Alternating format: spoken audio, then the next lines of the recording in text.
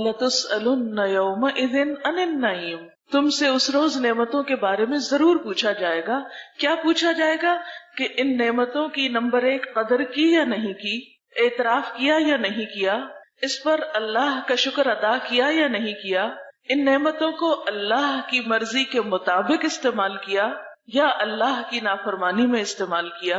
और इसी मुनासबत से आज हम सूरत अर्रहमान, जो कि आप सबकी जानी पहचानी है, और सूरत अर्रहमान में एक आयत जो बार बार दोहराई जाती है, 31 बार आई है, फबिअय्यि आलाइ रब्बिकुमा तुकज़्ज़िबान, अपने रब की किन किन नेमतों को झुटलाओगे। तो यकीनन हमारे पास झुटलाने की, उनके इनकार की कोई वजह नहीं है। क़यामत के दिन भी हम इनकार नहीं कर सकेंगे। हम में से कोई ये नहीं कह सकेगा कि मैंने तो नेमत इस्तेमाल ही नहीं की, मुझे तो मालूम ही नहीं, या मुझे तो पता ही नहीं था कि ये भी एक नेमत होती है। तो आइए सूरत रहमान का पहले थोड़ा तर्जुमा देखते हैं, फिर उसके बाद इन नेमतों का जिक्र जो कुछ दुनिया से मुताल्लिक है और कुछ आखिरत से मुताल्लिक है। अल्लाह के नाम से इब्तिदा करती हूँ जो बेइंतहा मेहरबान और रहम फरमाने वाला है। अर्रहमान, बेहद मेहरबान। अल्लमल कुरआन, उसने कुरआन की तालीम दी। खलकल इंसान, उसने इंसान की तख्लीक की, उसने इंसान को बनाया। अल्लमहुल बयान, उसने इंसान को बोलना सिखाया। सूरज और चांद एक हिसाब के पाबंद हैं, यानी इन नेमतों को भी अल्लाह ही ने पैदा किया और पैदा करके आजाद छोड़ नहीं दिया, बल्कि एक निजाम के तहत उन्हें पाबंद रखा। और तारे और दरख्त सब सजदा रेज हैं, यानी पूरी कायनात अल्लाह के आगे झुकी हुई है, अल्लाह की इताअत कर रही है। इसमें हम बंदों के लिए एक सबक है कि हम नेमतें पाकर क्या वाकई अल्लाह के इताअत गुजार हैं या फिर उसकी नाफरमानी के कामों में लगे हुए हैं। आसमान को उसने बुलंद किया, यानी इंसान को गौर फिक्र की दावत दी जा रही है कि देखो एक छत जो बगैर सुतूनों के है कितनी ऊंची उठी हुई है कि वहां तक इंसान की रसाई भी नहीं। और मीजान कायम कर दी, यानी हर चीज के अंदर एक बैलेंस रखा, एतदाल रखा। उसका तकाजा यह है कि तुम मीजान में खलल न डालो, यानी ए इंसान इन नेमतों को सही तौर पर इस्तेमाल करो और जमीन में फसाद न करो, बिगाड़ न पैदा करो, और इंसाफ के साथ ठीक ठीक तोलो और तराजू में डंडी न मारो, यानी बंदों के हुकूक सही तौर पर अदा करो। जमीन को उसने सब मखलूकात के लिए बनाया, यानी जमीन सिर्फ इंसानों के लिए नहीं, इसलिए इसमें हमें सिर्फ इंसानों के हुकूक ही नहीं, जानवरों के और दीगर मखलूकात के हुकूक भी अदा करने हैं, उनका ख्याल भी रखना है। इसमें हर तरह के बकसरत लजीज फल हैं, खजूर के दरख्त हैं जिनके फल गिलाफों में लिपटे हुए हैं, तरह तरह के गल्ले हैं जिनमें भूसा भी होता है और दाना भी है। बस ए जिन्नो इंस, तुम अपने रब की किन किन नेमतों को झुटलाओगे। इंसान को उसने ठीकरी जैसे सूखे सड़े गारे से बनाया, यानी इंसान अपनी हकीकत पर तो गौर करे, कहाँ से उठाया गया, और जिन को आग की लपट से पैदा किया। बस ए जिन्नो इंस, तुम अपने रब के किन किन अजायब कुदरत को झुटलाओगे। दोनों मशरिक और दोनों मगरिब, सबका मालिक और परवरदिगार वही है। बस ए जिन्नो इंस, तुम अपने रब की किन किन कुदरतों को झुटलाओगे। दो मशरिक और दो मगरिब कैसे? आपने देखा होगा कि जहां से सूरज निकलता है वहां से गुरूब होता है, यानी हर निकलने वाला सूरज हर रोज जहां तुलू होता है वहां गुरूब भी होता है, फिर जहां गुरूब हो रहा होता है वहां किसी और जगह तुलू भी हो रहा होता है। तो हर मगरिब मशरिक भी है और हर मशरिक मगरिब भी है, इसलिए दो मशरिक और दो मगरिब की बात हुई। प्लीज आप जरा बाहम अगर बातें करना चाहते हैं तो बाहर चले जाएं, कुरान आपके सामने पढ़ा जा रहा है, ये बातें बाद में भी हो सकती है। पूरे हॉल में सिर्फ आप दो लोग हैं जो बाहम बात कर रहे हैं, ये मेरी बातें इस वक्त नहीं हो रही हैं, अल्लाह का कलाम आपके सामने पढ़ा जा रहा है, उसका तर्जुमा आपको बताया जा रहा है। इस वक्त आप मुझे रिस्पेक्ट नहीं दे रहे, अल्लाह के कलाम को दे रहे हैं या नहीं दे रहे? क्या आपकी अपनी बातें इस कलाम से ज्यादा अहम है? दोनों मशरिकों और दोनों मगरिबों सबका मालिक और परवरदिगार वही है। बस ए जिन्नो इंस, तुम अपने रब की किन किन कुदरतों को झुटलाओगे। दो समुद्रों को उसने छोड़ दिया कि बाहम मिल जाएं, यानी समुंदर में दो तरह के मुख्तलिफ पानी, मीठा और खारी, इसी तरह ठंडा और गर्म दो तरह का पानी एक ही जगह साथ साथ चल रहा होता है और बाहम मिलता नहीं। दोनों के दरमियान एक पर्दा हायल है। ये सब कुछ करने वाला कौन है? अल्लाह रब्बुल इज्जत। दो समुंदरों को उसने छोड़ दिया कि बाहम मिल जाएं, پھر بھی ان کے درمیان ایک پردہ حائل ہے جس سے وہ تجاوز نہیں کرتے. بس اے جن و انس، تم اپنے رب کی قدرت کے کن کن کرشموں کو جھٹلاؤ گے، یعنی کیسے نہیں اپنے رب کو پہچانو گے. ان سمندروں سے موتی اور مونگے نکلتے ہیں. بس اے جن و انس، تم اپنے رب کی قدرت کے کن کن کمالات کو جھٹلاؤ گے. اور یہ جہاز اسی کے ہیں جو سمندروں میں پہاڑوں کی طرح اونچے اٹھے ہوئے ہیں، یعنی پانی میں ایک سوئی تو ڈوب جاتی ہے لیکن اتنا بڑا جہاز جو کہ پورے پہاڑ کی طرح نظر آتا ہے یا پہاڑ جتنا وزنی ہو سکتا ہے، وہ تیر کر ایک حصے سے دوسرے پہ چلا جاتا ہے. یہ اس کو صلاحیت کس نے بخشی؟ تم اپنے رب کے کن کن کمالات کو جھٹلاؤ گے. اور یہ جہاز اسی کے ہیں جو سمندر میں پہاڑوں کی طرح اونچے اٹھے ہوئے ہیں. پھر تم اپنے رب کے کن کن احسانات کو جھٹلاؤ گے. ہر چیز جو اس زمین پر ہے فنا ہو جانے والی ہے، اور صرف تیرے رب کی جلیل و کریم ذات ہی باقی رہنے والی ہے. بس اے جن و انس، تم اپنے رب کے کن کن کمالات کو جھٹلاؤ گے. زمین اور آسمانوں میں جو بھی ہیں سب اپنی حاجتیں اسی سے مانگ رہے ہیں، کیونکہ سب محتاج ہیں. بے نیاز صرف اس کی ذات ہے. ہم سب کو اس کی ضرورت ہے، اسے ہماری ضرورت نہیں ہے. ہر آن وہ نئی شان میں ہے. بس اے جن و انس، تم اپنے رب کی کن کن صفات کو جھٹلاؤ گے. اے زمین کے بوجھو، ان قریب ہم تم سے باز پرس کرنے کے لیے یعنی تمہارا حساب لینے کے لیے فارغ ہوئے جاتے ہیں. پھر دیکھ لیں گے کہ تم اپنے رب کے کن کن احسانات کو جھٹلاؤ گے. یعنی انسان ہمیشہ اس دنیا میں نہیں رہے گا، یہ نعمتیں ہمیشہ ہمارے پاس نہیں رہیں گی.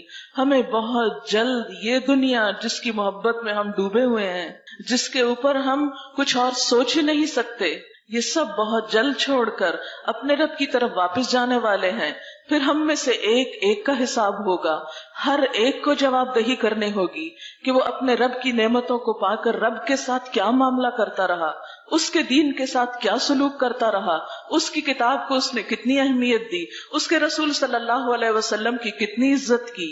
ان سب نعمتوں کو پا کر بہت جلد ہم سے پوچھ ہوگی. لہٰذا وہاں جا کر تم کس نعمت کو جھٹلا سکو گے؟ اے گروہ جن و انس، تم زمین اور آسمانوں کی سرحدوں سے نکل کے بھاگ سکتے ہو تو بھاگ دیکھو. یعنی تم اللہ کے آگے کس قدر عاجز ہو، کہیں جا نہیں سکتے. اگر تم بھاگنا بھی چاہو تو اس کے لیے بڑا زور چاہیے، اور وہ زور ہم میں سے کس کے پاس ہے کہ ہم اپنے رب سے بھاگ نکلے کہیں. پھر اپنے رب کی کن کن قدرتوں کو تم جھٹلاؤ گے. بھاگنے کی کوشش کرو گے تو تم پر آگ کا شعلہ اور دھواں چھوڑ دیا جائے گا جس کا تم مقابلہ نہ کر سکو گے. اے جن و انس، تم اپنے رب کی کن کن قدرتوں کا انکار کرو گے. پھر کیا بنے گی اس وقت جب آسمان پھٹے گا اور لال چمڑے کی طرح سرخ ہو جائے گا. اے جن و انس، اس وقت تم اپنے رب کی کن کن قدرتوں کو جھٹلاؤ گے. اس روز کسی انسان اور کسی جن سے اس کا گناہ پوچھنے کی ضرورت نہ ہوگی، کیونکہ سارا اعمال نامہ تو ہر ایک کا ساتھ ہی ہوگا. اس لیے اللہ تعالیٰ کو یہ پوچھنے کی ضرورت نہیں ہوگی کہ کون کیا جرم کر کے آیا. کوئی تنہائی میں ہو یا سب کے سامنے ہو، چھپ کے کوئی کام کرے یا سب کو بتا کے کرے، ہر غلط کام اعمال نامے میں لکھا جا رہا ہے اور وہ سب کے سامنے کھل کر آ جائے گا. انسان کچھ بھی چھپا نہ سکے گا. پھر دیکھ لیا جائے گا کہ تم دونوں گروہ اپنے رب کے کن کن احسانات کا انکار کرتے ہو.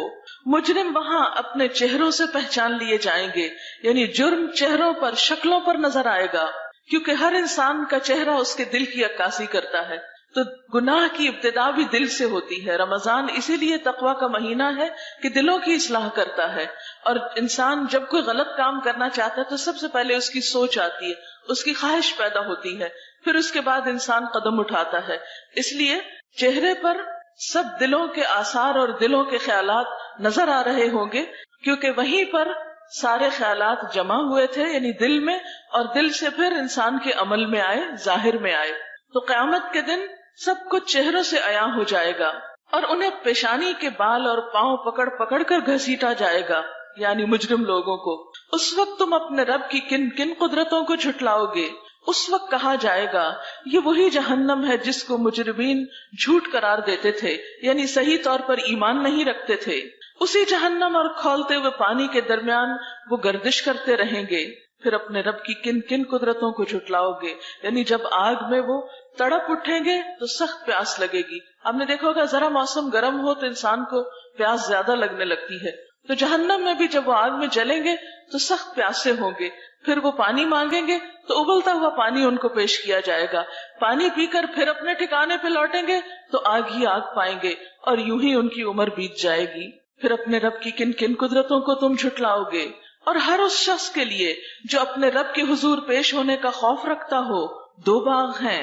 اپنے رب کے کن کن انعامات کو جھٹلاؤ گے. یعنی ایک طرف مجرموں کا انجام بتایا گیا تو دوسری طرف اللہ کے فرما بردار لوگوں کا انجام بتایا گیا کہ ان کی خوشی کے لیے 2 باغ ہوں گے. 2 کس لیے؟ کہ جب ایک سے دل بھرے گا تو دوسرے میں چلے جائیں گے، اور اسی طرح کبھی ایک جگہ کبھی دوسری جگہ. ہری بھری ڈالیوں سے بھرپور اپنے رب کے کن کن انعامات کو جھٹلاؤ گے. دونوں باغوں میں 2 چشمے رواں اپنے رب کے کن کن انعامات کو جھٹلاؤ گے. دونوں باغوں میں ہر پھل کی 2 قسمیں اپنے رب کے کن کن انعامات کو تم جھٹلاؤ گے. جنتی لوگ ایسے فرشوں پہ تکیے لگائے بیٹھیں گے جن کے استر دبیز ریشم کے ہوں گے، اور باغوں کی ڈالیاں پھلوں سے جھکی پڑ رہی ہوں گی. اپنے رب کے کن کن انعامات کو تم جھٹلاؤ گے. ان نعمتوں کے درمیان شرمیلی نگاہوں والیاں ہوں گی جنہیں ان جنتیوں سے پہلے کسی انسان یا جن نے ہاتھ نہ لگایا ہوگا. اپنے رب کے کن کن انعامات کو تم جھٹلاؤ گے. ایسی خوبصورت جیسے ہیرے اور موتی اپنے رب کے کن کن انعامات کو تم جھٹلاؤ گے. نیکی کا بدلہ نیکی کے سوا اور کیا ہو سکتا ہے. پھر اے جن و انس اپنے رب کے کن کن اوصاف حمیدہ کا تم انکار کرو گے. اور ان 2 باغوں کے علاوہ 2 باغ اور ہوں گے. اپنے رب کے کن کن انعامات کو تم جھٹلاؤ گے. گھنے سرسبز اور شاداب باغ اپنے رب کے کن کن انعامات کو تم جھٹلاؤ گے. دونوں باغوں میں 2 چشمے فواروں کی طرح ابلتے ہوئے اپنے رب کے کن کن انعامات کو تم جھٹلاؤ گے. ان میں بکثرت پھل اور کھجوریں اور انار اپنے رب کے کن کن انعامات کو تم جھٹلاؤ گے. ان نعمتوں کے درمیان خوبصورت اور خوبصورت بیویاں اپنے رب کے کن کن انعامات کو تم جھٹلاؤ گے. خیموں میں ٹھہرائی ہوئی حوریں اپنے رب کے کن کن انعامات کو تم جھٹلاؤ گے. ان جنتیوں سے پہلے کبھی کسی انسان یا جن نے ان کو چھوا نہ ہوگا. اپنے رب کے کن کن انعامات کو تم جھٹلاؤ گے. وہ جنتی سبز قالینوں اور نفیس و نادر فرشوں پر تکیے لگا کے بیٹھیں گے. اپنے رب کے کن کن انعامات کو تم جھٹلاؤ گے. تبارک اسم ربک ذی الجلال والاکرام، بڑی برکت والا ہے تیرے رب جلیل و کریم کا نام. بسم اللہ الرحمن الرحیم. سورۃ الواقعہ. بنیادی طور پر اس سورت میں 3 انسانی گروہوں کا ذکر کیا گیا ہے جن کا چوتھا کوئی اور نہیں. اذا وقعت الواقعہ، اذا جب، وقعت واقع ہو جائے گا. واقعہ واقع ہونے والا. وقع کا مطلب ہوتا ہے اوپر سے نیچے گرنا، اسی سے لفظ واقع ہے. اور پھر واقعہ، اردو میں بھی لفظ واقعہ استعمال ہوتا ہے. یہاں مراد واقع ہونے والا یعنی روز قیامت، اور واقعہ مؤنث ہے، اشارہ ہے یوم الساعہ کی طرف. جیسے کہ آپ جانتے ہیں کہ قیامت کے کئی نام ہیں جن میں سے ایک خود قیامہ، پھر طامہ، ساخہ، آزفہ، قارعہ. تو اسی طرح واقعہ بھی دراصل کیا ہے؟ قیامت کے ناموں میں سے ایک نام. تو مراد اس سے کیا ہے؟ جب قیامت واقع ہوگی، جب قیامت برپا ہو جائے گی، سر پر آ پڑے گی. اذا وقعت الواقعہ، جب وہ واقعہ پیش آ جائے گا، قیامت قائم ہو جائے گی. اور اس کا قائم ہونا ایسا ہے، لیس لوقعتها کاذبہ، لیسا نہیں، وقعہ واقع ہونا، ہاں اس کا یعنی اس کا واقع ہونا نہیں ہے، کاذبہ کوئی جھوٹ، کوئی جھوٹی بات نہیں ہے، یہ ایک یقینی بات ہے، سچی بات ہے. قیامت کا واقعہ ایسا واقعہ ہے کہ جب وہ پیش آ جائے گا تو کوئی بھی اس کو جھٹلا نہ سکے گا. آج دنیا میں بہت سے لوگ ایسے ہیں جو اس دن کو نہیں مانتے، اس آنے والے حادثے کا انکار کرتے ہیں کہ ایسا کچھ بھی نہیں، یہ صرف من گھڑت باتیں ہیں. اور یہ ایک حقیقت ہے کہ آخرت پر ایمان ارکان ایمان میں سے ہے. ایک مسلمان کے لیے لازم ہے کہ وہ آخرت کو مانے. اگر کوئی شخص آخرت کو نہیں مانتا تو وہ دراصل مسلمان ہی نہیں. کیسا ہے وہ دن؟ خافضۃ رافعۃ، وہ قیامت پست کرنے والی ہے، بلند کرنے والی ہے. اور اسی طرح عزت اور ذلت کے معنوں میں بھی آتا ہے. تو خافضۃ نیچے کرنے والی یعنی ذلیل کرنے والی، پست کرنے والی، گرانے والی. اور رافعۃ بلند کرنے والی، اٹھانے والی یعنی عزت دینے والی. قیامت کا دن ایک ایسا دن ہے جس میں عزت اور ذلت کے معیار بدل جائیں گے.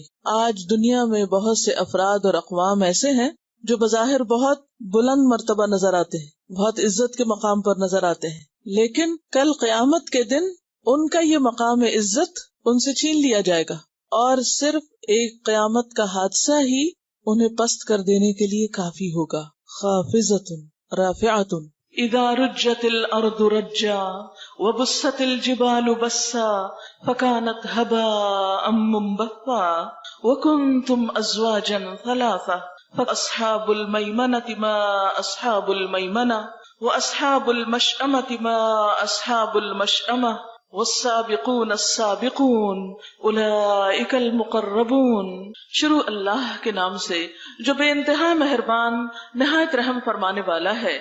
جب وہ ہونے والا واقعہ پیش آ جائے گا، یعنی آخرت کا واقعہ، تو کوئی اس کے واقع ہونے کو جھٹلا نہ سکے گا. آج ہم اس کی طرف توجہ نہیں کرتے، وہ ہمارے خیالوں میں نہیں ہے، لیکن جب وہ پیش آ جائے گا تو کوئی بھی اس سے انکار نہ کر سکے گا. وہ تہ و بالا کر دینے والی آفت ہوگی، یعنی زمین پر کوئی بھی چیز اس وقت ٹھہری نہ رہے گی، سلامت نہ رہے گی، بچے گی نہیں. انسان اپنی ترقی کی انتہا کو کیوں نہ پہنچ جائے، زمین سے آسمان تک کیوں نہ پہنچ جائے، لیکن جو ہی وہ زلزلہ آئے گا تو کیا ہوگا؟ اس وقت زمین یک بارگی ہلا ڈالی جائے گی، پہاڑ اس وقت ریزہ ریزہ کر دیے جائیں گے، اور پراگندہ غبار بن کر رہ جائیں گے، یعنی دھول کی طرح اڑا دیے جائیں گے. تم لوگ اس وقت 3 گروہوں میں تقسیم ہو جاؤ گے، یعنی سارے انسان 3 بڑی کیٹیگریز میں تقسیم کر دیے جائیں گے، یا 3 کیٹیگریز میں داخل ہو جائیں گے. اور وہ 3 کیا ہیں؟ پہلی کیٹیگری یا پہلا گروپ دائیں بازو والے. دائیں بازو والوں کی خوش نصیبی کا کیا کہنا. دوسری کیٹیگری اور بائیں بازو والے، تو بائیں بازو والوں کی بد نصیبی کا کیا ٹھکانا. اور آگے والے تو پھر آگے والے ہی ہیں، وہی تو مقرب لوگ ہیں، نعمت بھری جنتوں میں رہیں گے. اگلوں میں سے بہت ہوں گے، پچھلوں میں سے کم ہوں گے. تو 3 گروپ کون سے ہوئے؟ ایک دائیں بازو والے جو عام نیک اچھے لوگ ہیں، ایک بائیں بازو والے جو برے لوگ ہیں، اور ایک تیسری کیٹیگری سابقون، آگے جانے والے، اللہ کے مقرب لوگ. اور یہ سابقون، سبقت لے جانے والے کون ہیں؟ جو نیکی اور خیر اور بھلائی کے کاموں میں دوڑ لگاتے ہیں، آگے سے آگے جاتے ہیں. وہ یہ نہیں دیکھتے کہ کوئی اور نیکی نہیں کر رہا تو میں کیوں کروں. وہ اس سوچ میں رہتے ہیں کہ کون سی نیکی میں سب سے پہلے آگے بڑھ کر کروں، نیکی کے کاموں میں آگے نکل جاؤں. آج ہم اپنے چاروں طرف دیکھتے ہیں تو ہماری دوڑ کس کی طرف ہے؟ دنیا کی طرف. دنیا کی محبت میں ہم دنیا ہی کی طرف دوڑ رہے ہیں. آخرت سامنے ہی نہیں ہے، اس لیے اس کی سوچ بھی نہیں، فکر بھی نہیں. اسی لیے ہم صرف وہ کام کرتے ہیں جس سے ہمیں دنیا کا فائدہ زیادہ ہو. وہ کام ہم پیچھے یا کل پہ یا آئندہ زندگی پہ ڈال دیتے ہیں جو آخرت میں فائدہ دینے والے ہیں. حالانکہ ہم میں سے کسی کو نہیں پتا کہ آج زندگی ختم ہو جائے تو کل ہماری آخرت شروع ہو جائے، اور آخرت کا امتحان دنیا کے امتحان سے پہلے آ جائے. کوئی نہیں جانتا کہ کس وقت کس پر کیا بیت جائے. تو ایسے میں تیسری قسم کے لوگ جو نیکیوں میں آگے جانے والے ہیں، خیر اور بھلائی میں آگے بڑھنے والے ہیں، وہ انتظار نہیں کرتے، وہ سستی کا شکار نہیں ہوتے، وہ کبھی بھی دوسروں پہ نہیں ڈالتے، وہ خود انیشیٹو لیتے ہیں. اور اس کو ایک چھوٹی سی مثال سے سمجھاؤں گی. مثلاً آپ راہ چل رہے ہیں، راستے میں کوئی کوڑا کرکٹ نظر آتا ہے، تو ایک ایٹیٹیوڈ یہ ہو سکتا ہے کہ فوراً آگے بڑھے اور اٹھا لیں کہ یہ نیکی کا کام میں کر لوں. اور ایک یہ ہے کہ کوئی اور آئے، میری تو ڈیوٹی نہیں، میں تو یہاں پڑھنے کے لیے آتی ہوں، میرا تو یہ کام نہیں کہ میں یہاں اسکول کی صفائی کرتی رہوں. کوئی ہوگا جو اٹھا لے گا. یا کوئی بھی جب خیر و بھلائی کا کام آتا ہے، مثلا نماز ہی کا وقت آتا ہے، تو ہم میں سے کتنے لوگ ہیں جو دوڑ لگائیں کہ میں اول وقت میں نماز پڑھ لوں، پہلے میں نماز پڑھ لوں. ہم کہتے ہیں اچھا پہلے آپ پڑھ لیں، پہلے وہ پڑھ لیں. صبح سو کر اٹھنے کا آپ سوچیں کہ ہم صرف انتظار میں رہتے ہیں، اچھا پہلے ایک اٹھ جائے، وہ واش روم میں چلا جائے، پھر ہم اٹھیں گے. پھر یعنی دنیا کا معاملہ ہو، کہیں دنیا کا فائدہ ہو تو ہم سب سے پہلے سب سے آگے ہوں گے. حالانکہ دنیا اللہ کے نزدیک مچھر کا پر بھی نہیں، جسے وہ دار الغرور، دھوکے کا گھر کہتا ہے، بہت جلد ختم ہونے والا. کل من علیہا فان، سب کچھ فنا ہونے والا. وَيَبْقَى وَجْهُ رَبِّكَ ذِي الْجَلَالِ وَالْإِكْرَامِ، رب ذوالجلال کا جو باقی رہنے والی ذات ہے، اور وہی کی نعمتیں جو باقی رہنے والی ہیں، ان کے حصول کے لیے، انسین دنیا کے لیے جو کوششیں ہیں وہ ہم سب جائزہ لے سکتے ہیں. کیونکہ کوئی کسی کو نہ دیکھے، دوسروں پہ نظر نہ ڈالیں، اپنے آپ کو دیکھیں کہ میرے اندر نیکی کا کتنا شوق ہے، اور نیکی کے جس کام کے لیے بھی مجھے پکارا جاتا ہے اس کے لیے میں کتنے شوق سے اس کی طرف بڑھتا ہوں۔ سابقون وہ لوگ ہوں گے کہ نبی صلی اللہ علیہ وسلم نے ان کے بارے میں فرمایا کہ جب ان کے سامنے حق پیش کیا گیا تو انہوں نے قبول کر لیا، اور دوسروں کے معاملے میں وہی چاہا جو وہ اپنے معاملے میں چاہتے تھے۔ اور پھر یہاں پر تینوں گروہوں کے انجام بتائے گئے ہیں، اور مقرب لوگوں کے بارے میں بتایا کہ نعمت بھری جنتوں میں رہیں گے، اگلوں میں سے بہت ہوں گے، پچھلوں میں سے کم۔ ظاہر ہے کہ نبی صلی اللہ علیہ وسلم کے زمانے میں لوگوں کے اندر نیکی اور خیر کی محبت زیادہ تھی، پھر آہستہ آہستہ دنیا کی محبت آگے آ گئی، نیکیوں کی محبت جو ہے وہ پیچھے چلی گئی، تو قدرتی طور پر ایک تناسب یا ریشو جو ہے مقربین کا یا نیکی میں آگے بڑھنے والوں کا وہ کم ہوتا چلا جائے گا۔ اس لیے فرمایا کہ پچھلوں میں سے کم۔ مرصع تختوں پہ تکیے لگائے آمنے سامنے بیٹھیں گے، ان کی مجلسوں میں ابدی لڑکے شراب چشمہ جاری سے لبریز پیالے اور کنٹر اور ساغر لیے دوڑتے پھرتے ہوں گے، جسے پی کر نہ ان کی عقل چکرائے گی اور نہ عقل میں فطور آئے گا۔ جب جنت کا ذکر آتا ہے تو بہت سے لوگ جنت کا مذاق اڑانے لگتے ہیں اور کہتے ہیں یہ سب لالچ دیا ہوا ہے۔ میں ایسے لوگوں سے پوچھتی ہوں کہ دنیا کی حقیر چیزوں کے لالچ میں تو وہ ایک دوسرے سے آگے جانے کی کوشش کرتے ہیں، لیکن اللہ تعالیٰ جب جنت کی بات کرتے ہیں تو اس کو لالچ کی بات کہہ کے جھٹلا دیتے ہیں۔ یہ دراصل شیطان کا دھوکہ ہوتا ہے جو جنت کی قیمت ہماری نگاہوں میں کم کر کے پھر اس کے لیے کوشش بھی نہیں کرنے دیتا۔ اور عام طور پر بہت پاک باز بنتے ہیں لوگ یہ کہتے ہوئے، نہیں جنت کے لالچ میں نہیں نیکی کرنی چاہیے، صرف اللہ کی رضا میں کرنی چاہیے۔ نہیں، جب اللہ تعالیٰ خود ہمیں جنت کا شوق دلاتے ہیں، اس نے ہمیں پیدا کیا ہے، وہ جانتا ہے کہ ہمارے دلوں کے اندر کیا ہے، اور ہمارے اندر مادی چیزوں کی محبت کس قدر کوٹ کوٹ کے بھری ہوئی ہے۔ اس لیے اللہ تعالیٰ ایک اور جگہ پر فرماتے ہیں، یزکوا انفسکم، اپنے آپ کو پاکیزہ مت کہو، بل اللہ یزکی من یشاء، اللہ ہی جسے چاہتا ہے پاک کرتا ہے۔ تو اس لیے جنت کا ذکر جب اللہ تعالیٰ کرے تو اسے شوق سے سننا چاہیے۔ اللہ تعالیٰ خود فرماتے ہیں، سابقوا الی مغفرۃ من ربکم وجنۃ، دوڑو اپنے رب کی بخشش حاصل کرنے کے لیے اور جنت کے لیے، یعنی جنت کی طرف دوڑ کا حکم اللہ تعالیٰ نے خود دیا ہے۔ اس لیے جنت کی باتیں محض لالچ کی باتیں نہیں ہیں، یہ اللہ تعالیٰ نے ہماری نفسیات کو سامنے رکھتے ہوئے ہمیں ایک انسینٹیو دیا ہے، شوق دیا ہے۔ پھر جنت ہی کے بارے میں فرمایا کہ جنت میں جنت کے جو کارندے ہوں گے وہ مقربین کے سامنے طرح طرح کے لذیذ پھل پیش کریں گے کہ جسے چاہیں چن لیں، پرندوں کے گوشت پیش کریں گے، جس پرندے کا چاہیں استعمال کریں، ایک بہت بڑی ویرائٹی ہوگی۔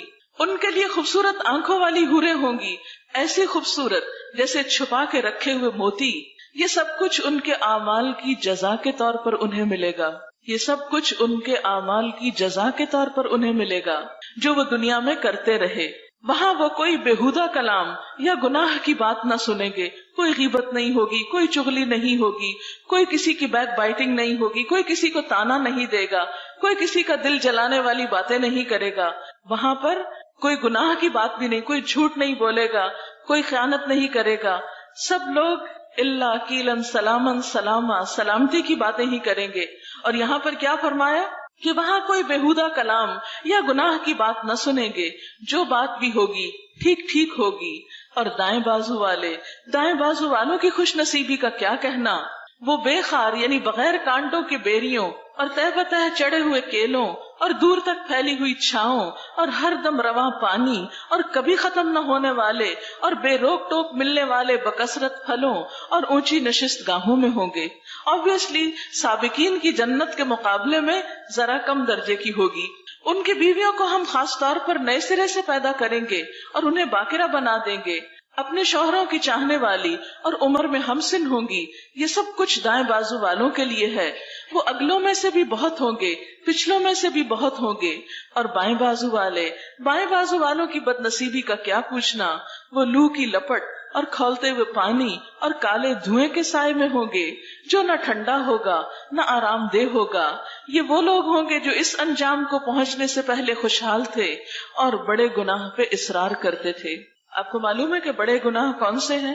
بڑے گناہوں میں سب سے بڑا گناہ تو اللہ تعالیٰ کے ساتھ شرک ہے، اور اس کے بعد والدین کی نافرمانی، ماں باپ کی بات نہ ماننا، ماں باپ کو اہمیت نہ دینا، ماں باپ کی قدر نہ کرنا۔ کیونکہ ایک طرف ہمیں اللہ تعالیٰ کے احسانات کو ماننا اور اس کا شکر گزار بننا ہے، اور دوسری طرف انسانوں میں سے سب سے پہلے اپنے والدین کا. یہ وہ لوگ ہوں گے جو اس انجام کو پہنچنے سے پہلے خوشحال تھے اور گناہ عظیم پر اصرار کرتے تھے. کہتے تھے جب ہم مر کر خاک ہو جائیں گے اور ہڈیوں کا پنجر رہ جائیں گے تو پھر اٹھا کھڑے کیے جائیں گے، اور کیا ہمارے باپ دادا بھی اٹھائے جائیں گے جو پہلے گزر چکے ہیں؟ اے نبی صلی اللہ علیہ وسلم، ان سے کہہ دیجئے یقیناً اگلے اور پچھلے سب ایک دن ضرور جمع کیے جانے والے ہیں جس کا وقت مقرر کیا جا چکا ہے. پھر اے گمراہو اور جھٹلانے والو، تم زقوم کے درخت کی غذا کھانے والے ہو، اس سے تم پیٹ بھرو گے اور اوپر سے کھولتا ہوا پانی تونس لگے ہوئے اونٹ کی طرح پیو گے. یعنی اتنی گرمی ہوگی کہ انسان ابلتا ہوا پانی بھی چاہے تو آپ دیکھیں ایک ایک سپ لیتے ہیں، لیکن جہنم میں لوگ ابلتے ہوئے پانی کو بھی پیتے چلے جائیں گے جیسے ایک پیاسا اونٹ پانی پیتا ہے.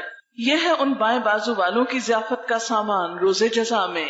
نحن خلقناکم فلولا تصدقون، ہم نے تمہیں پیدا کیا ہے، ہم ہیں تمہارے خالق، پھر تم تصدیق کیوں نہیں کرتے، مان کیوں نہیں جاتے؟ کبھی تم نے غور کیا یہ نطفہ جو تم ڈالتے ہو، اس سے بچہ تم پیدا کرتے ہو یا اس کے پیدا کرنے والے ہم ہیں؟ ہم نے تمہارے درمیان موت کو تقسیم کیا ہے اور ہم اس سے عاجز نہیں کہ تمہاری شکلیں بدل دیں اور کسی ایسی شکل میں تمہیں پیدا کریں جس کو تم نہیں جانتے. اپنی پہلی پیدائش کو تو تم جانتے ہی ہو، پھر سبق کیوں نہیں لیتے؟ یہ اصل میں ان لوگوں کو کہا جا رہا ہے جو مرنے کے بعد دوبارہ زندہ ہونے پر ایمان نہیں رکھتے تھے، اس کا یقین نہیں رکھتے تھے. تو انہیں بتایا جا رہا ہے کہ تمہیں اگر آخرت کی دوبارہ زندگی کا یقین کرنا ہے تو آج کی اپنی زندگی کو دیکھو، آج اپنے ہاتھ پاؤں دیکھو، آج اپنے آپ کو پہچانو کہ کیا ہو. اگر تم آج ایگزسٹ کرتے ہو تو کل ایگزسٹ کیوں نہیں کر سکتے؟ جس رب نے پہلی دفعہ پیدا کیا وہ دوبارہ پیدا کیوں نہیں کر سکتا؟ کبھی تم نے سوچا یہ بیج جو تم بوتے ہو یعنی زمین میں ڈالتے ہو، مٹی میں ڈالتے ہو، ان سے کھیتیاں تم اگاتے ہو یا ان کے اگانے والے ہم ہیں؟ خوبصورت پودے کون نکالتا ہے اس اندھیری مٹی میں سے؟ کیونکہ مٹی دیکھنے میں کیا ہے؟ کچھ بھی نہیں، نہ اس میں رنگ ہے، نہ ہی اس کے اندر کوئی خوشبو ہے، نہ ٹیسٹ ہے، لیکن جو پھل اور پھول اس میں سے نکلتے ہیں وہ کس قدر خوبصورت اور کتنی ویرائٹی ہوتی ہے ان کے اندر. مثلاً ایک لیموں کا پودا جو اگتا ہے زمین کے اندر سے، تو مٹی کو آپ جتنا بھی ٹیسٹ کریں اس میں کوئی کھٹائی نہیں، لیکن ایک لیموں کے اندر ٹیسٹ کون ڈالتا ہے؟ یہ سب کچھ کرنے والا کون ہے؟ یہ اللہ رب العزت ہے. کبھی تم نے سوچا یہ بیج جو تم بوتے ہو، ان سے کھیتیاں تم اگاتے ہو یا ان کے اگانے والے ہم ہیں؟ ہم چاہے تو ان کھیتیوں کو بھس بنا کر رکھ دیں اور تم طرح طرح کی باتیں کرتے رہ جاؤ. ہم پر تو الٹی چٹی پڑ گئی، بلکہ ہمارے تو نصیب ہی پھوٹے ہوئے ہیں. یعنی اللہ تعالیٰ انسان کو جب دنیا میں ایک نعمت دے کر اس سے لیتا ہے تو وہ اس پر یہ سوچنے کے بجائے کہ میرا بھی کوئی قصور ہوگا، اللہ تعالیٰ ہی کو بلیم کرنے لگتا ہے بعض اوقات، اور بعض اوقات وہ طرح طرح کی باتیں بنا کر رہ جاتا ہے اور اللہ کی طرف رجوع نہیں کرتا. کبھی تم نے آنکھیں کھول کر دیکھا یہ پانی جو تم پیتے ہو اسے تم نے بادل سے برسایا ہے یا اس کے برسانے والے ہم ہیں؟ ہم چاہیں تو اسے سخت کھاری بنا دیں، یعنی بارش میٹھے پانی کی برسنے کی بجائے کڑوے پانی کی برسے. اور کتنے حیرت کی بات ہے نا، آپ دیکھیں کہ جو واٹر سائیکل ہے وہ آپ سب جانتے ہیں کہ بارش کہاں سے بنتی ہے؟ جو سمندر سے بخارات اٹھتے ہیں. سمندر کا پانی کس قدر کھاری ہوتا ہے، وہاں سے اللہ تعالیٰ جو پانی اٹھاتے ہیں اور بادلوں کے ذریعے پھر زمین پہ برساتے ہیں وہ کھاری نہیں ہوتا. یہ سب کچھ کرنے والا کون ہے؟ پھر تم شکر کیوں نہیں ادا کرتے؟ کبھی تم نے خیال کیا کہ یہ آگ جو تم سلگاتے ہو اس کا درخت تم نے پیدا کیا ہے یا اس کے پیدا کرنے والے ہم ہیں؟ ہم نے اس کو یاد دہانی کا ذریعہ اور حاجت مندوں کے لیے زندگی کا سامان بنایا. بس اے نبی صلی اللہ علیہ وسلم اپنے رب عظیم کے نام کی تسبیح کرو. فسبح باسم ربک العظیم. بس نہیں، میں قسم کھاتا ہوں تاروں کے مواقع کی، اگر تم سمجھو تو یہ بہت بڑی قسم ہے کہ یہ ایک بلند پایا قرآن ہے. انہ لقرآن کریم فی کتاب مکنون، ایک محفوظ کتاب میں ثبت ہے، یعنی اس میں کوئی تبدیلی کر نہیں سکتا کیونکہ اس کی اصل اللہ تعالیٰ کے ہاں محفوظ ہے، جسے مطہرین کے سوا کوئی چھو نہیں سکتا. یہ رب العالمین کا اتارا ہوا ہے، یعنی اس قرآن کو معمولی چیز نہ سمجھو، یہ اللہ رب العزت کی طرف سے آیا ہے. پھر کیا تم اس کلام کے ساتھ بے اعتنائی برتتے ہو، اس سے بے رخی برتتے ہو؟ اس کی پرواہ نہیں کرتے، اس کو اہمیت نہیں دیتے، اس کو پڑھنے اور پڑھانے کے لیے تمہاری زندگی میں وقت نہیں ہے؟ قیامت کے دن جب ہم اللہ کے حضور حاضر ہوں گے، بڑی بڑی لائبریریاں چاٹ کر، دنیا کی ڈھیروں کتابیں پڑھ کر، اس وقت کیا اللہ ہم سے پوچھے گا نہیں کہ میری کتاب کو پڑھنے کا وقت نہیں ملا تھا تمہیں؟ کتنا کچھ پڑھ ڈالا۔ ایک بچہ کلاس 1 سے لے کر میٹرک تک بھی کتنی کتابیں پڑھ ڈالتا ہے۔ آپ سب اگر گننا شروع کریں تو شاید اس وقت شمار نہ کر سکیں کہ اب تک آپ کتنی کتابیں پڑھ چکے ہیں، اور اس سے آگے بھی آپ کتنی کتابیں پڑھیں گے۔ لیکن کس قدر افسوس کی بات ہے، اتنی کتابیں پڑھنے والے کبھی نہیں سوچتے کہ زندگی میں ایک بار اللہ کی کتاب تو پڑھ کے دیکھیں۔ انسانوں کی لکھی ہوئی کتابیں، ان کو ہم اہمیت دیتے ہیں، اللہ کی بھیجی ہوئی کتاب، اس کی کوئی اہمیت ہی نہیں ہمارے ذہن میں، ہمارے دل میں اس کی کوئی قدر ہی نہیں۔ صرف زبانی ضرور کہتے ہیں کہ ہم اس کو چومتے بھی ہیں، اوپر اٹھا کے رکھتے ہیں، سینے سے لگا کے رکھتے ہیں، خوبصورت غلافوں میں لپیٹ کے رکھتے ہیں، سنبھال کے رکھتے ہیں، لیکن جس کام کے لیے آئی ہے وہی نہیں کرتے اس سے۔ کیا واقعی ہمارے پاس وقت نہیں؟ کیا واقعی ہمارے پاس عقل نہیں؟ کیا واقعی ہم دیکھ نہیں سکتے؟ کیا واقعی ہم پڑھ نہیں سکتے؟ کیا واقعی ہم سمجھ نہیں سکتے؟ کیا واقعی سمجھنے کے مواقع نہیں ہیں؟ سب کچھ ہے لیکن دل ہی نہیں ہے۔ نہ صحیح، پلٹنا تو اسی کی طرف ہے جس نے یہ کتاب بھیجی ہے۔ وہاں پر دوسری کتابوں کا تو امتحان نہیں ہوگا، وہاں تو اس کتاب کے مطابق امتحان ہوگا۔ پھر اگر اس کو پڑھے بغیر چلے گئے تو کیا جواب دیں گے، کیا حساب دیں گے؟ وہ لوگ تو پھر بھی شاید معذور ہیں، مجبور ہیں کہ جو پڑھنا لکھنا نہیں جانتے، لیکن پڑھے لکھے لوگ، بڑی بڑی ڈگریاں رکھنے والے، ساری زندگی میں ایک اللہ کی کتاب نہ پڑھ سکے، وہ رب کو کیا جواب دیں گے، کیا حساب دیں گے؟ اسی لیے اللہ تعالیٰ فرماتے ہیں أَفَبِهَذَا الْحَدِيثِ أَنْتُمْ مُدْهِنُونَ، وہ کتاب جو محفوظ کتاب ہے، بلند پایا کتاب ہے، باعزت کتاب ہے، جسے مطہرون کے سوا کوئی چھوتا نہیں اللہ کے ہاں، مقرب فرشتوں کے پاس ہے، رب العالمین کی اتاری ہوئی ہے، تم اس کی پرواہ نہیں کرتے، تم اس کی قدردانی نہیں کرتے۔ وَتَجْعَلُونَ رِزْقَكُمْ أَنَّكُمْ تُكَذِّبُونَ، اور تم نے اپنا حصہ اس میں یہ رکھا ہے کہ اسے جھٹلاتے ہو، جو بات سمجھ میں نہیں آتی اس کا صاف انکار کر دیتے ہو، ماننے کی باری آتی ہے، عمل کی باری آتی ہے تو عمل کر کے نہیں دکھاتے۔ اب اگر تم کسی کے محکوم نہیں، یعنی تمہارے اوپر کوئی حاکم نہیں، کوئی رب نہیں، اور اپنے اس خیال میں تم سچے ہو، تو جب مرنے والے کی جان حلق تک پہنچ جاتی ہے اور تم اسے اپنی آنکھوں سے دیکھ رہے ہوتے ہو کہ وہ مر رہا ہے، اس وقت اس کی نکلتی ہوئی جان کو واپس کیوں نہیں لاتے؟ اللہ تعالیٰ پوچھ رہے ہیں، ایک سوال کر رہے ہیں کہ اگر تم سمجھتے ہو کہ تم ایسے ہی آزاد ہو اس دنیا میں اور کوئی تم سے پوچھنے والا نہیں، تمہارا حساب لینے والا نہیں، تو سوچو ذرا کہ پھر اگر تم آزاد ہو تو اپنی آزادی استعمال کرو، اگر خود کو طاقتور سمجھتے ہو تو اپنی طاقت استعمال کرو، اور جس وقت مرنے والے کی جان نکل رہی ہوتی ہے، وہ تمہارے ہاتھوں سے جا رہا ہوتا ہے، تو ذرا تم اس کی جان واپس تو لا کے دکھاؤ، اس کو نہ جانے دو، اس کو روک لو۔ لیکن کیا کبھی کوئی روک سکا کسی کو؟ کوئی نہیں روک سکتا۔ بڑے بڑے ڈاکٹرز، بڑے بڑے ہسپتال، سوفسٹیکیٹڈ آلات مرنے والوں کو روک نہیں سکتے۔ آج تک موت کا علاج کوئی دریافت نہیں کر سکا۔ موت اٹل حقیقت، بہت بڑی سچائی جس سے مجھے اور آپ کو گزرنا ہے، اور موت کے بعد مٹی میں مل نہیں جانا، حساب دینا ہے، جواب دینا ہے۔ اللہ کی نعمتوں کے بارے میں پوچھا جائے گا کہ ہم نے ان کو پا کر اللہ کا حق کتنا ادا کیا۔ اس وقت سوچو کیا جواب دو گے، کیا بولو گے؟ ہم آزاد نہیں ہیں اس دنیا میں، ہم ایک بھیجنے والے کے حکم سے آئے ہیں، اسی کے حکم سے واپس جانا ہے، اسی نے یہ کتاب اتاری ہے، اسی نے اس کے مطابق ہم سے پوچھنا ہے۔ اس وقت ہمارا جواب پھر کیا ہوگا؟ اس وقت تو کوئی کام نہیں آئے گا۔ یوم یفر المرء من اخیہ وامہ وابیہ وصاحبتہ وبنیہ، جس دن انسان بھاگے گا اپنی ہی ماں سے، اپنے ہی باپ سے، اپنے ہی بیٹے سے، اپنی ہی بیوی سے۔ اس دن ہر انسان کو ایسی پڑی ہوگی جو اسے دوسروں سے بے پرواہ کر دے گی۔ ہر انسان اتنا خود غرض ہو چکا ہوگا کہ اسے صرف اپنی فکر ہوگی۔ دنیا میں ایک معمولی ٹیسٹ اور امتحان ہوتا ہے تو ہم میں سے ہر ایک کو اپنی پڑی ہوئی ہوتی ہے۔ اس وقت ہمیں یہ یاد نہیں ہوتا کہ میری فرینڈ کا پیپر اس وقت کیسا ہو رہا ہے، میری بہن کا پیپر اس وقت کیسے ہو رہا ہے۔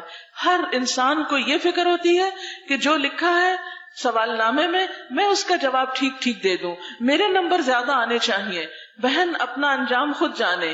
تو دنیا میں اگر امتحان کے کمرے میں انسان اتنا خود غرض ہو جاتا ہے تو آخرت کے امتحان میں انسان کی خود غرضی کا کیا عالم ہوگا؟ کون کس کو پوچھے گا؟ کون کس کا سہارا لے گا؟ کون کس کی مدد لے گا؟ اس وقت تو ہر انسان تنہا آئے گا. وَلَقَدْ جِئْتُمُونَا فُرَادًا كَمَا خَلَقْنَاكُمْ أَوَّلَ مَرَّةٍ تم ہمارے پاس اکیلے ہی واپس آ گئے جس طرح ہم نے تم کو پہلے دن پیدا کیا تھا. دنیا میں بھی اکیلے آتے ہیں، واپسی بھی اکیلے ہوگی، قبر میں بھی اکیلے ہوں گے، حساب کے وقت بھی اکیلے ہوں گے. پھر کیوں نہیں سنبھلتے؟ کیوں نہیں غور کرتے؟ کیوں نہیں تیاری کرتے؟ کیوں نہیں اللہ سے اپنا تعلق مضبوط کرتے؟ اب اگر تم کسی کے محکوم نہیں ہو اور اپنے اس خیال میں سچے ہو تو جب مرنے والے کی جان حلق تک پہنچ چکی ہوتی ہے اور تم آنکھوں دیکھ رہے ہوتے ہو کہ وہ مر رہا ہے، اس وقت اس کی نکلتی ہوئی جان کو واپس کیوں نہیں لے آتے؟ اس وقت تمہاری نسبت ہم اس کے زیادہ قریب ہوتے ہیں مگر تم کو نظر نہیں آتے. پھر وہ مرنے والا اگر مقربین میں سے ہو تو اس کے لیے راحت اور عمدہ رزق اور نعمت بھری جنت ہے، اور اگر وہ اصحاب یمین میں سے ہو تو اس کا استقبال یوں ہوتا ہے کہ سلام ہے تجھ پر، تو اصحاب الیمین میں سے ہے. اور اگر وہ جھٹلانے والے گمراہ لوگوں میں سے ہو تو اس کی تواضع کے لیے کھولتا ہوا پانی ہے اور جہنم میں جھونکا جانا ہے. ان ھذا لہو حق الیقین بے شک یہ سب کچھ قطعی حق ہے. فسبح باسم ربک العظیم بس تسبیح بیان کرو اپنے رب عظیم کے نام کی. سب تسبیح پڑھیے. سبحان اللہ وبحمدہ عدد خلقہ ورضا نفسہ وزنة عرشہ ومداد کلماتہ. سبحان اللہ وبحمدہ عدد خلقہ ورضا نفسہ وزنة عرشہ ومداد کلماتہ. سبحانک اللہم وبحمدک نشہد ان لا الہ الا انت نستغفرک ونتوب الیک. والسلام علیکم ورحمۃ اللہ وبرکاتہ.